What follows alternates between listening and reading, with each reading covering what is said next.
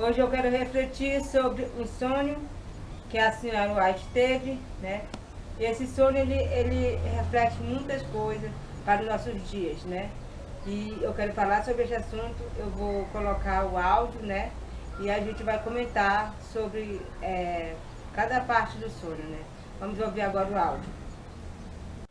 Sonhei que Deus, por uma mão invisível, enviou-me um cofrezinho admiravelmente trabalhado, cujo tamanho era de mais ou menos 15 centímetros de comprimento por 25 centímetros de largura, feito de ébano e curiosamente marchetado de pérolas.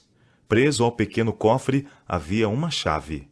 Imediatamente tomei a chave e abri o cofre, quando, para minha surpresa, encontrei-o cheio de joias de toda espécie e tamanho, diamantes, pedras preciosas e moedas de prata e ouro, e de todo tamanho e valor, lindamente arranjadas em seus diferentes lugares no cofre. E assim arranjadas, elas refletiam luz e glória só igualadas pelo sol. Achei que eu não devia desfrutar esta maravilhosa visão sozinha, embora o meu coração estivesse mais que jubiloso ante o brilho, beleza e valor do seu conteúdo. Assim coloquei-o em uma mesa de centro, em minha sala, e anunciei que todos os que tivessem vontade podiam vir e contemplar a mais gloriosa e fulgurante visão nunca dantes vista pelo homem nesta vida. O povo começou a entrar, de início poucos em número, mas aumentou até tornar-se uma multidão. Quando no princípio olharam para dentro do cofre, exclamaram de gozo. Mas quando os espectadores aumentaram, cada um começou a mexer nas joias, tirando-as do cofre e espalhando-as na mesa. Comecei a pensar que o dono reclamaria outra vez o cofre e as joias de minhas mãos, e se eu permitissem que fossem espalhadas, jamais conseguiria colocá-las de novo em seus lugares no cofre como estavam antes, e senti que eu nunca poderia fazer face ao custo, pois seria imenso. Comecei então a apelar ao povo para que não as amanuseasse, não as tirasse do cofre. Mas quanto mais eu pedia, mais as espalhavam. E agora pareciam espalhá-las todas sobre o assoalho, pelo piso e sobre toda a peça de mobiliário na sala. Então, irmãos, aí a gente viu, né, que a irmã White sonhou que Deus, através de uma mão invisível, né, entregou para ela um cofrezinho, né, e presa a esse cofrezinho tinha uma chave. Quando ela pegou esse cofre, logo ela abriu, e estava cheio de joia preciosa, joia de todo tamanho, espécie e valor. E ali ela se alegrou muito com aquele cofre, com aquelas joias. E ela ela viu que não poderia, né, contemplar aquela beleza sozinha. E ela começou a chamar as pessoas para contemplar junto com ela. E ali encheu a casa de gente, né? E começou até tornar uma multidão.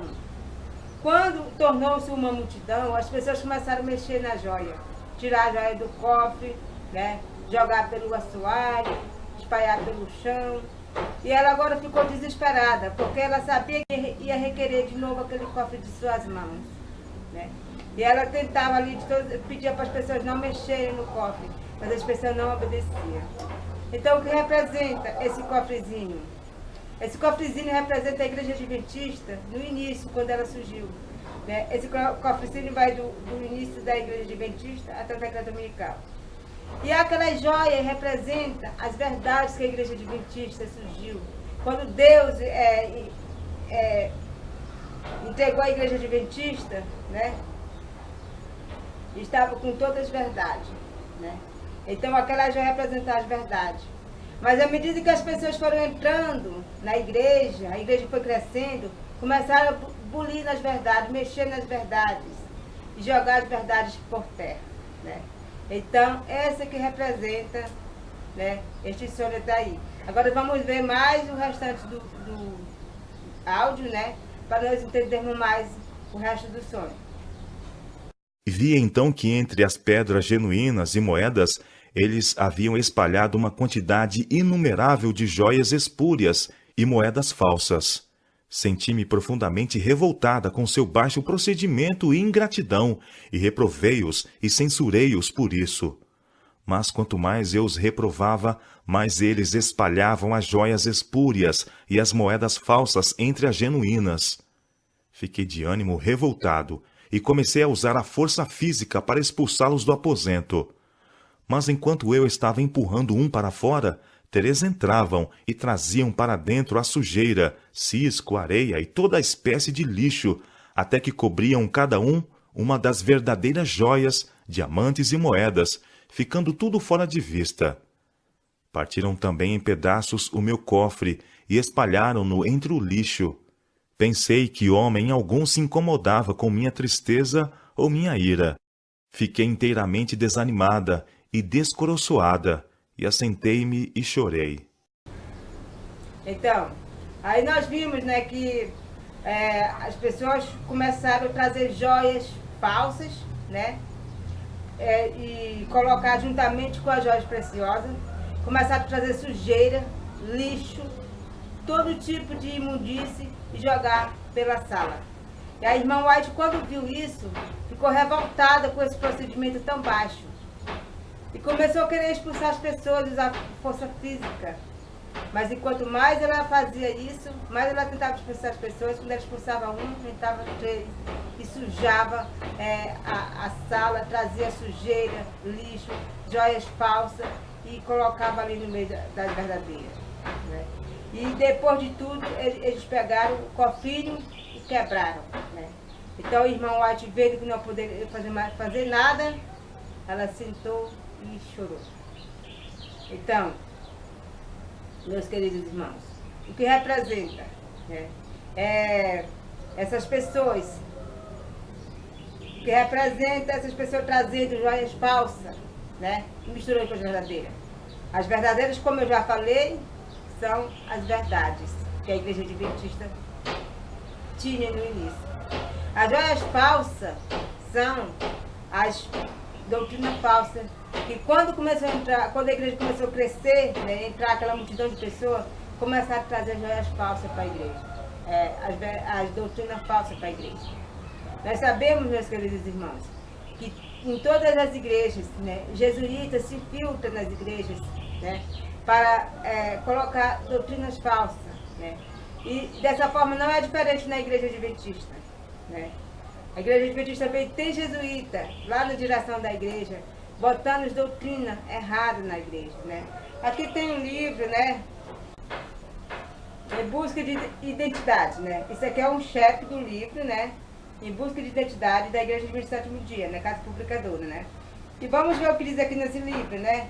A própria Igreja Adventista dizendo, vamos aqui, eu vou ler aqui para vocês rapidamente, diz assim, ó: a maioria dos fundadores do Adventismo do Sétimo Dia não poderia unir-se à igreja hoje, se tivesse de concordar com as 27 crenças fundamentais da denominação. Para ser mais específico, eles não poderiam aceitar a crença número 2, que trata da doutrina da Trindade. Para José Bentes, a Trindade é uma doutrina antibíblica. Para Tiago White, que é o esposo da irmã White, ela não passa de um antigo absurdo trinitariano. E para Cornel, era um fruto da grande apostasia, junto com a doutrina falsa, como a observância do domingo e a imortalidade da alma, né? Então está aqui a própria Igreja Adventista, né, falando que se os pioneiros estivessem vivos, né, se eles tivessem de concordar com a Trindade, eles não estariam na igreja, né? Então isso aqui é uma doutrina, a Trindade é uma doutrina satânica. Foi um lixo trazido para dentro da igreja, né? Esse lixo entrou em 1980, né? Foi quando a Igreja Católica reuniu todas as igrejas, né? E disse que aquela igreja que não aceitasse, né, a doutrina da Trindade ia ser considerada seita. Ia ser proibido ter colégios, hospitais e tudo mais. Então a Igreja Adventista, com medo de perder os seus bens, né, perder as suas empresas, né, que ela tem hospital, tem colégio, ela aceitou, né? E assim as outras igrejas também aceitaram. Então, nessa época que entrou a Trindade, né? Mas até então não existia a Trindade na Igreja Adventista. A irmã White, na época dela, ela não cria na Trindade. Pelo contrário, ela era totalmente contra a Trindade, né? Ela fala claramente a respeito do Pai e do Filho. O Espírito Santo é o poder de Deus, né? É o jeito que Deus age com nós. Por exemplo, Deus converte através do Espírito Santo. Deus age com o seu poder em nosso coração, transformando a nossa mente, o nosso caráter. Isso é o Espírito Santo. Não é uma terceira pessoa, não é um terceiro Deus, né? Então, a Bíblia deixa bem claro sobre essa situação. Existe o Pai e o Filho, né? O Filho é Filho de Deus, não é dos deuses. O único Deus tem um Filho, né? Então, isso aí é outro assunto, mas eu só quero falar sobre esse respeito, né? E essa doutrina da Trindade é uma das joias falsas que entrou na igreja, né? Irmãos, tem muitas pessoas que fazem movimentos por causa dessa doutrina, né? Lá no Maranhão tem um grande movimento, né? Que saíram da igreja por causa que não creem na Trindade. Quero falar que isso é muito errado. Eu sou adventista do sétimo dia. Eu não sou de nenhum movimento. Só que eu não creio na Trindade. Eu não vou crer no erro. Tem dois tipos de pessoas, irmãos. Tem um tipo de pessoa que ele ou crê na doutrina da igreja, ou defende a igreja, defende a doutrina da igreja, custe o que custar, ou seja, certo ou errado, ou então, quando descobre o erro, sai da igreja. Irmãos, nós temos que ser sinceros. Eu sou adventista, mas eu sei aonde está, quando entra um erro na igreja. Eu sei do que ia acontecer. Está escrito na profecia que a igreja ia se apostatar, que ia entrar a doutrina falsa. A irmã White disse, igreja adventista do sétimo dia, tu que foi elevado até o céu, tu vai ser abatido até o inferno. Né? Então, a igreja adventista, ela é a igreja da profecia. Só que ela está se apostatando. Ela está entrando nos costumes do mundo. Né? Então, nós não devemos, na congregação adventista, defender o erro da igreja, irmãos. A Bíblia diz que só vai ser salvo, sabe quem? Aqueles que choram e gemem por causa da abominação que se comete no meio dela, no meio do povo de Deus. Nós devemos gemer e chorar, irmãos. Nós não devemos agora defender erro de igreja, se fanatizar por igreja. Nós devemos amar a Cristo, irmãos. Então não é porque eu sou adventista que eu vou aceitar o erro da igreja, que eu vou aceitar a doutrina errada da igreja. Não, irmão. Para mim, precioso é a verdade. Entendeu? Igreja para mim não é time de futebol, não. A igreja adventista ela dá profecia, tudo bem, isso aí eu entendo claramente. E não devemos fazer movimento, não devemos sair dela, não devemos dizer que ela é Babilônia. Só que nós sabemos o que vai acontecer. Nós sabemos que vai vir uma lei dominical. E a igreja não está preparada para permanecer firme. Se ela já está se apostatando agora, pegando doutrinas falsas e colocando, imagina quando chegar o decreto dominical. Então, essa igreja, como denominação, ela vai se apostatar. Mas o remanescente que está dentro da igreja, eles vão permanecer fiel.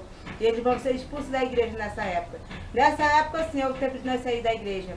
Porque ela se apostatou por completo. Ela aceitou. A prova da igreja adventista é o decreto dominical. Quando ela aceitou o decreto dominical, pronto. Aí ela foi rejeitada totalmente por Deus. Né? Então, até lá, nós devemos ficar dentro da igreja fazendo o quê? Chorando, gemendo e chorando, né? Então vamos ouvir agora o restante do áudio para nós entendermos o que vai acontecer no futuro. Enquanto eu estava chorando e lamentando a minha grande perda e responsabilidade, lembrei-me de Deus e ferventemente orei para que ele me enviasse auxílio.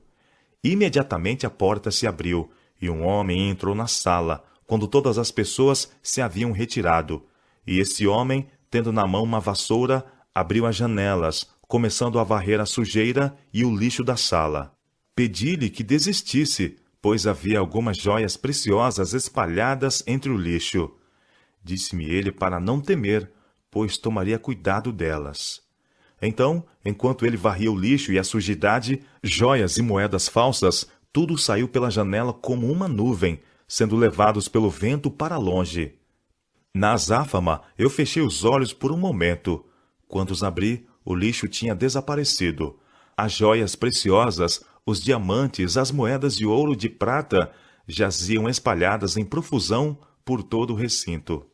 Ele colocou então sobre a mesa um cofre, muito maior e mais belo que o anterior, e ajuntou as joias, os diamantes, as moedas, as mancheias, e lançou-as dentro do cofre, até não ficar uma só, embora alguns dos diamantes não fossem maiores que a ponta de um alfinete. Então ele me chamou. Vem e vê. Olhei para dentro do cofre, mas os meus olhos estavam deslumbrados com a visão. Elas brilhavam com glória 10 vezes maior que a anterior. Pensei que tivessem sido esfregadas contra a areia pelos pés das pessoas ímpias que as haviam espalhado e sobre elas pisado contra a poeira. Elas estavam arrumadas em bela ordem no cofre, cada um no seu devido lugar, sem qualquer visível esforço da parte do homem que as pusera ali. Soltei uma exclamação de verdadeiro gozo, e esse grito despertou-me. Muito bem, irmãos. Aí, como vocês viram, né? Quando a irmã White viu que não poderia fazer mais nada, né? Pela o que estava acontecendo, ela fez o quê? Ela sentou e chorou. Só que ela não fez só isso. Quando ela sentou e chorou, ela lembrou-se de quem? Lembrou-se de Deus. Então ela buscou auxílio, né? Ela buscou auxílio e imediatamente, quando ela buscou auxílio de Deus, as portas se abriram. E entrou o homem com uma vassoura, né? Então, esse homem entrou e começou a varrer. E ela disse, olha, não faça isso, porque aí tem pedra preciosa no meio desse lixo. Ele disse, não se preocupe, que eu tomarei conta de todas, né? Então, irmãos, quem é o homem da vassoura? E o que representa isso, buscar auxílio? Irmãos, quando nós vemos que nós não podemos fazer nada pela apostasia que está na igreja, que é hoje nós estamos no período de sentar e chorar. Nós temos que fazer o que agora? Lembrar-se de Deus e buscar auxílio de Deus. Buscar, pedir a Deus que Ele haja em nosso meio. Então Ele manda o homem da vassoura. O homem da vassoura, irmão, é o quarto anjo. O quarto anjo representa o homem da vassoura. O homem da vassoura representa o quarto anjo, né? Então, quando o quarto anjo chegar, ele vai começar a fazer a varredura. Ele vai começar a fazer a limpeza. Ele vai começar a tirar as joias falsas. As joias falsas vão sair pelas janelas. Que vai ser a doutrina falsa, vai ser o joio, vai ser o homem da vassoura, vai fazer a separação do joio e o trigo, né? Então, quando chegar esse período, né, do decreto dominical, aí vai começar esse tempo da limpeza, né? Então nós devemos buscar a Deus, né, lembrar-se de Deus, para que Deus nos envie, né, auxílio. E esse homem entre e começa a varrer, né? Começa a fazer a limpeza. E quando esse homem terminou de varrer aquela sala, as joias estavam ali todas brilhando no seu local. Parecia que elas tinham sido esfregadas pelos pés dos ímpios. O que se representa? Esfregadas pelos pés dos ímpios, né? É porque a provação que vai vir, o sofrimento vai nos purificar. E os ímpios vão nos pisar. E aquilo ali vão tirar os nossos defeitos. Nós vamos ficar ainda mais, né? Porque a joia, ao mesmo tempo que representa as verdades, também representa nós, né? Então nós vamos ficar, tanto as verdades como nós vamos ficar mais puros ainda pelo sofrimento, né? E quando ele pegou toda aquela joia, né? Ele pegou um cofre ainda muito maior do que o primeiro, né? E colocou a joia todinha dentro. Então o que representa aquele cofre pequeno que você já sabe, representa a igreja adventista do início até o decreto dominical. Aquele cofrezinho foi quebrado, né, pelos ímpios. Vai ser na época do decreto dominical, a igreja adventista vai ser abatida até o inferno, né? Então vai vir um cofre muito maior do que o primeiro, que vai ser o grande movimento de Apocalipse 18, né? Então ele pegou aquele cofre, né, maior, mais bonito, e colocou todas as joias dentro, né, e ficou resplandecendo. Então isso aí, irmãos, esse sonho aí, ele é para nós é uma força. Nós não ficamos em trevas o que vai acontecer. Nós não ficamos tristes com a postura da igreja. Nós sabemos o que vai acontecer, né? A igreja, sim, ela vai se apostatar. Mas o fiel remanescente de Deus, que está lá dentro, chorando e gemendo com a apostasia, eles vão permanecer firmes. Porque nós sabemos que no final vai ter só duas igrejas. Vai ser os que guardam os mandamentos de Deus, que tem a fé em Jesus, os adventistas do sétimo dia, e vai ser os que guardam o domingo.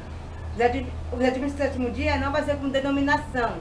A denominação mesmo, ela vai se apostatar, né? mas vai ser os fiéis que estão lá dentro que vão ficar com esse nome.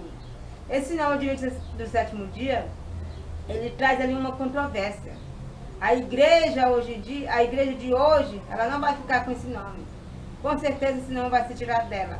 Ela pode colocar outro nome, mas não vai, a adventista vai caber para os fiéis, para os que vão ser expulsos dela na época da decreto dominical. Né?